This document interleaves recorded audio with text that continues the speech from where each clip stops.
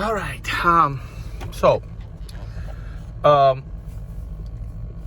this is my 2003 Hummer H2 with about 104,000 miles that I've owned since 2008. I bought it when the gas prices were about $5 a gallon. What I needed was a very capable SUV, and that was all-wheel drive that I could drive in the snow. If you don't remember, 2007 in Portland, they had a pretty bad snowstorm, and I didn't have any four-wheel drive or all-wheel drive vehicle, and even with chain, the front-wheel drive vehicle wasn't just doing it because there was a foot of snow. So until then, I did not feel need for all-wheel drive vehicle. So this is my only all-wheel drive vehicle. Of course, it's well known that it's a gas guzzler, and when the gas was $5 a gallon, a lot of people wanted to get rid of it, get more efficient cars, and I wanted this one because of the weather, or a vehicle that I can actually take anywhere, tow stuff with. And I didn't want to spend any money on this vehicle, upgrading wheels, tires, or anything like that. I just wanted it to have all those features already, like towing and all that stuff. I did not want to spend any money to add accessory, because I know it wasn't going to add more value to the car. Okay, the best thing is when you're buying a car to buy the one with all the stuff that you want already in it. So I bought this in 2008, and I've had it since then. I've been driving in seasonal, like when it's snow, without any chains. I did not even get any chains. This thing is heavy, and it's all-wheel drive, and it's got very good tires. It's got high traction tires, so I never felt the need for chains or studded tires or anything like that. I never got stuck after that. Even with a lot of snow later on we had, it didn't matter.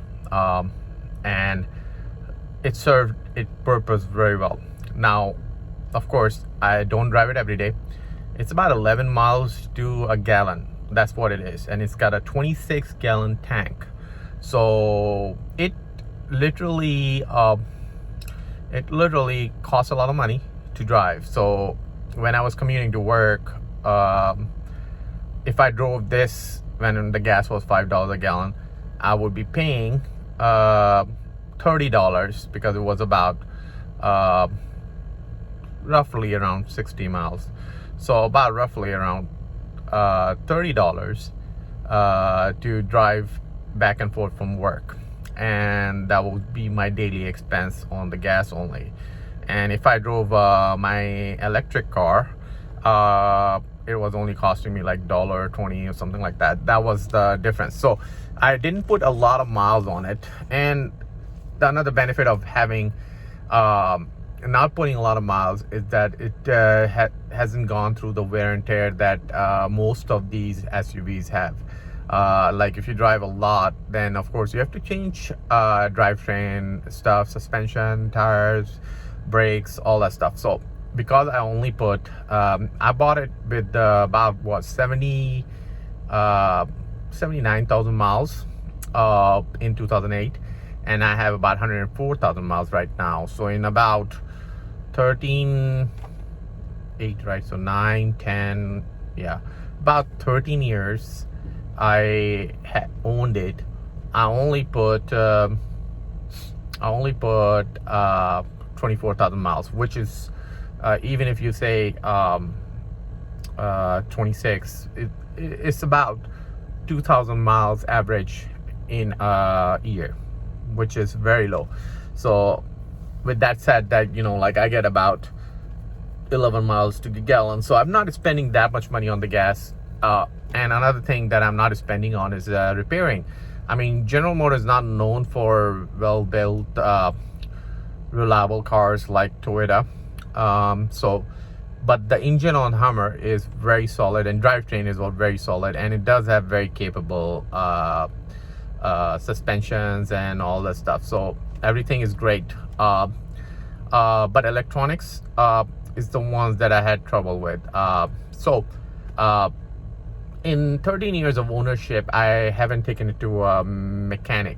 Nobody except me has worked on it. Now, fix certain problems, and certain problems that I didn't fix. But of course, it's got really only one thing right now that I need to address, and that is the windshield washer pump needs replacement. And it failed because there's a known issue with what you call controller that's mounted outside underneath the wiper, the cover outside, and it gets water, and it tends to accumulate water, and then the circuitry tends to corrode, and it just fails. So what was happening is that when I turned the nothing was working. It just, wipers were going all the way maximum, and the switch wasn't doing anything, and the pump was pumping fluid all the time. It just wouldn't shut the pump off. So of course, when the fluid ran out, the pump burned out. So the solution to that is that to take that controller out and replace it. Now it only happens if the water accumulates. Now the water only accumulates if you're not driving it regularly, which was the case. Now if I parked it underneath in a cover, which I didn't, I parked it outside. So but if I drove it once a week or anything like that, then it wouldn't do that. So anyway, it still has that same controller. I haven't done anything to it, but because the controller is dry, the wipers work fine, but the motor blew because of the continuous running. But yeah, the wipers still work, so no problem there. So I've ordered the motor, but I've never got around to changing that motor, and I shouldn't change that till I actually change that controller, which I should change it because I know when it gets rainy again, it will stop working properly. Okay, so that's one problem. The other problem I had was with Hummer was the oil pressure sender unit failed. And it's buried underneath the intake. So I had to take the intake, fuel injectors, and it's very awkward to work on because it's high and you can't just, but you have to literally sit on the frame to work on it. So I mean, I did it. I didn't watch any videos or anything like that, but I know enough to do it, and I did it properly. And but first time I replaced the sender, the reason I mean, it's just awkward place. Is they put it right close to the firewall in the end and underneath the intake. Some people say that you can do it without taking those things out, but I tried, and my hand wasn't going in there, so it was very limited space, and I didn't know what I was doing behind that. So, and I didn't have YouTube videos at that time. It wasn't that many videos out there, so I just pulled a thing out, and then I did it, and it worked. I replaced the sender, and there you go. It was before it was pegged to the max, and then when I replaced it, it was reading it properly, and it still works properly, no problem. Other thing I had was I had a knock sensor error, and it's in the same neighborhood, and that's what was happening because those sensors are mounted in the intake valley where water accumulates, and I have washed engine, and in Hummer you shouldn't wash the engine with a pressure washer, because the problem is that those knock sensors are literally in a place where the water just accumulates. It's sunken on top, and water just sits there and corrodes the knock sensors. and so you have to literally replace the whole thing. So I replaced both knock sensors and the harness, because the harness was done too, because it was just corroded. So I replaced that. Other thing, I think I had a problem with the gauge cluster too. It just wasn't doing anything. I don't know what I did with that. Maybe I replaced the fuse or something, or replaced the cluster, but anyway, I fixed that problem. Radio had issues. I was the LCD display on a 6-stick CD changer wasn't illuminating, so the LCD backlight went out, and I bought the kit for repairing it, but then I realized it's just easier just to upgrade, because I didn't have Bluetooth and navigation, so I wanted those two things at that time. So I basically replaced it with a Sony head unit, and I basically upgraded my system to the latest features for that time. So I had Bluetooth, I had so I can do hands-free phone calls in 2009, I believe. That's when I did it, and I was able to do the stream the music, navigation, very important. So it was very nice. The next thing I did was so yeah, I changed that. In order to change the radio, you have to change you have to buy an interface that communicates with the receiver, the amplifier, and it has a Bose sound system, so it's not that easy. Without the interface, you can't just put any aftermarket radio in there. So I did that, and it worked great. And the last thing, oh yeah, I might have changed the plugs, but no big deal. That's the normal stuff. And I've changed oil, I've changed fluid, I've changed the what you call it, transfer case fluid, and I've changed the differential fluid, I've changed the transmission fluid, I've changed the engine fluid. So all the fluid I've changed, except the radiator fluid, because radiator never had any problem. And okay, so when I bought this Hummer, it only had 5 seating capacity. The Hummer has an optional third row single seat that GM makes, that you can put in there. It's foldable, so if you take it out, you get room, and it's right next to the tire. The tire is generally stored inside, so the spare tire or wheel is actually indoors with the, they put a cloth cover on it, but takes quite a bit of space. It's a big tire. So in order to put the third row seat, you don't have to take that tire out, because it's on single seats. So if you buy the GM option, you will be able to put the 6th passenger in the back, but it's not going to be like a typical SUV where you have third row seat where you can seat 2 people. So instead of 7-seater, it's only a 6-seater.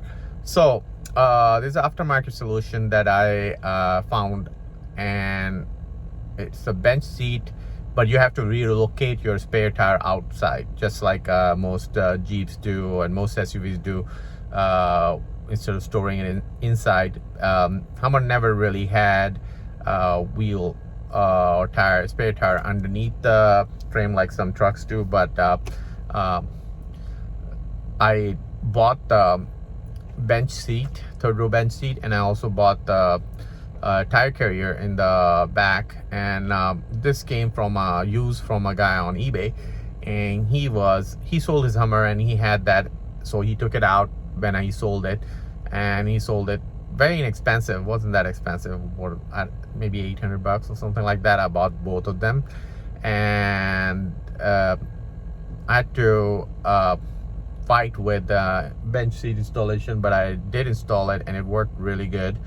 And now I have an SUV that actually can carry 7 people. So instead of buying another new SUV, I don't really need anything more capable than this. It has all the features, got a good engine, good power, good brakes, everything. It works. But recently developed a problem with cooling and heating, you can say that. But in summer when it's hot, you know, every vent cooled except for the passenger side vent. So I read up on it, and there was an actuator problem. With the what was I saying? Yeah, with the there's an air box, and then it has flaps that open and close to direct the airflow from heater, and that actuator or the door failed. But in order to get to that minimum, you have to take quite a bit of dashboard out, so it's a lot of work, and it's not that hard to replace the actuator, but that might not solve the problem if the door or the flap is broken. Then you have to take literally the whole air box and then replace the door. So those are the solution, and I mean, you can do it. It's not that hard. It's just time consuming, and I don't want to spend 10-12 hours doing this, because you have to take it out, replace that door flap, and you used to spend quite a bit of money, because I don't think they sell the flap by itself. You have to buy the whole box if you want to do it properly. But I was looking for an easy solution, so I did an easy way out. Basically, Hummer has a heater core that's always on. In Toyotas and most of the other cars, they have a shut-off valve, so they don't run the heater core in summer. I mean, there's no need to, but Hummer always leaves it on, and that's probably why that flap broke, because that area gets really hot and no airflow. The plastic box with a very hot heater core, eventually makes the plastic brittle, and then it breaks. So it's a designed issue, but I found an easy fix. I basically in the engine bay, where the hoses come into the heater core, I basically cut that hose, and I put a valve, like a shut-off valve, like from Home Depot. I bought the one, like the 90-degree turn one, and it worked great. I mean, it's working good. Now my cooling is working, because at first I thought I wasn't getting proper cooling, and it's I didn't even realize it, because my vent in front of me were working properly.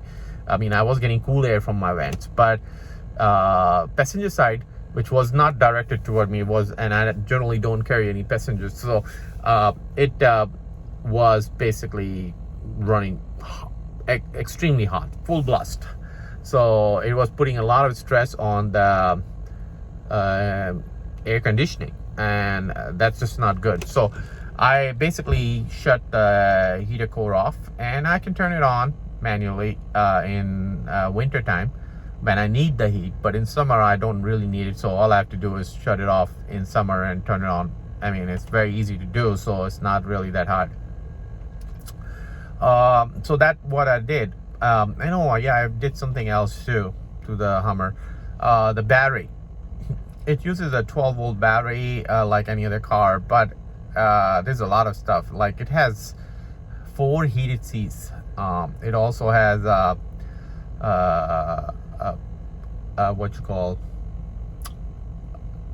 quite a bit of load on the battery, so it needs a good battery. So I upgraded, first I upgraded regular battery to Optoma battery, Optoma red top, and it worked for a little while, and then it basically failed. So after that I put lithium batteries in there, and then recently I added a BMS to it, so it worked great. It's 190 amp hour cells, so it's a 90 amp hour 12-volt battery. Excuse me. So literally, great car, a lot of feature, very comfortable, no major drivetrain issues or anything like that. And it hasn't, it's crossed 100,000 miles, and never been to a mechanic, and everything is going good. So I just wanted to make this video and tell people who are scared of buying Hummer. You have to be a little bit technical. It's a very capable SUV. I have not done any off-roading on it, but people who take it out in like all-wheel drive, it's got a good ground clearance, and then basically has a lot of power. So it's equivalent to like it's even better than the Land Cruiser, which a lot of people buy. Of course, it doesn't match the same reliability features like Land Cruiser. They're Toyota, they're very good, and but they're also very expensive. But the fact remains that this vehicle is heavier than the Land Cruiser. It's got about V8. That's the only it's better than the 4Runner or the RAV4 or even Tacoma. It's got the V8, and it's got the 6-liter V8, which is bigger than the Land Cruiser, and it's also heavier than Land Cruiser. So in bad weather, and it has bigger tires and wheels than the Land Cruiser. So Land Cruiser has normal tires mainly, but yeah, it's designed to use those big tires, so it handles really good. Whenever you upgrade to bigger tires, you affect the ride quality, because the suspension parts on normal vehicles is not designed to handle those big tires, but in this one it is. So I love it. I just want you to know my experience with this car. So nothing major, very easy, cost me really nothing. All these things so far, even the latest issue. I have towed you rented U-Haul trailer, and I have towed cars behind it. I've towed trailer, no problems. It works really good. And I've even used dolly before, which was very bad dolly that fishtailed a lot, and because this is a heavy vehicle, I was able to still use that dolly, because if it was a lightweight car, the dolly would have literally make it undrivable. But so if you're looking to get something capable, go ahead. Just be ready for electrical stuff and things I've mentioned. So yeah, all right, I hope you like this video, and if you like it, please click the like button, and if you subscribe to my channel, I will post more videos like this for your knowledge, and I'll share my experience with you, and this is the only motivation I have so far. I haven't gotten enough subscribers to monetize, but this is just something I do on the side. It's not my source of income or anything like that, like certain people have. It's just a side thing. But I watch YouTube videos, and I couldn't find anything that fixed that problem that I have the way I did it. So yeah, if you want to watch exact video on it, I will be posting one pretty soon. But yeah, right now I wanted to make a video and about my experience with Hummer H2. Okay, thank you. Bye.